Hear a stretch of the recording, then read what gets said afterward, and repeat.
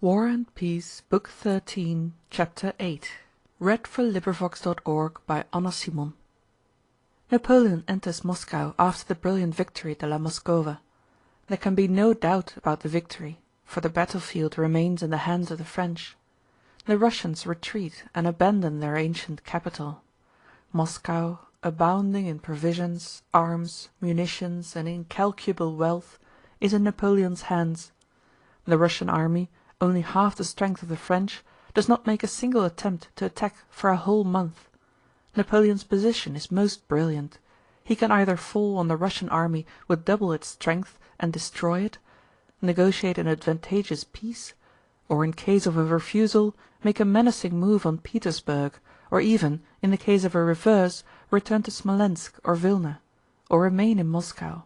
In short, no special genius would seem to be required to retain the brilliant position the French held at that time.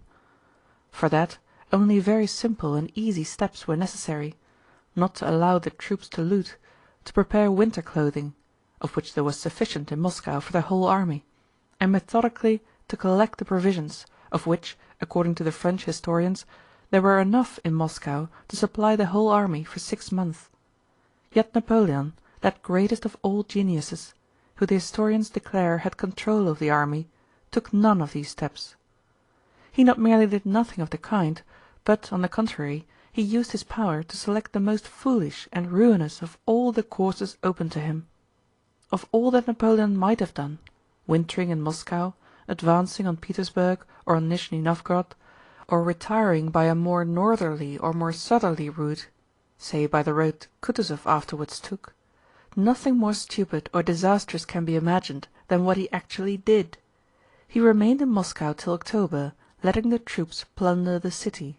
Then, hesitating whether to leave a garrison behind him, he quitted Moscow, approached Kutúzov without joining battle, turned to the right and reached Malo-Yaroslavets, again without attempting to break through and take the road Kutúzov took, but retiring instead to Mozháysk along the devastated Smolensk road.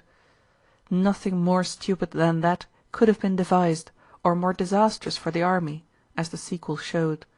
Had Napoleon's aim been to destroy his army, the most skillful strategist could hardly have devised any series of actions that would so completely have accomplished that purpose, independently of anything the Russian army might do. Napoleon, the man of genius, did this.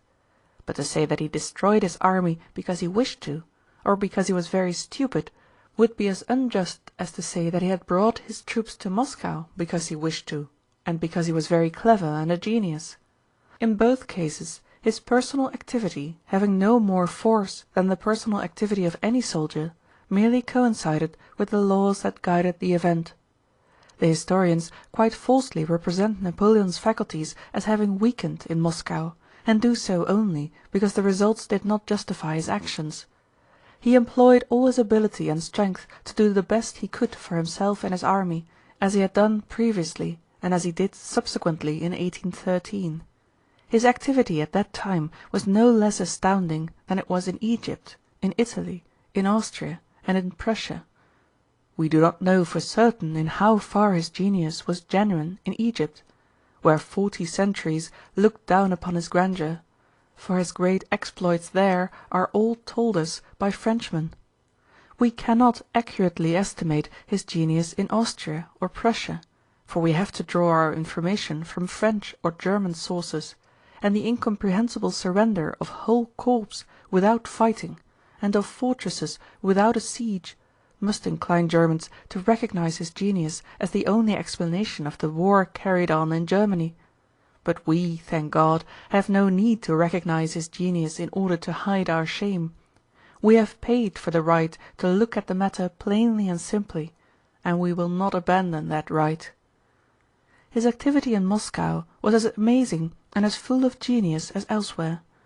Order after order and plan after plan were issued by him from the time he entered Moscow till the time he left it. The absence of citizens and of a deputation, and even the burning of Moscow, did not disconcert him.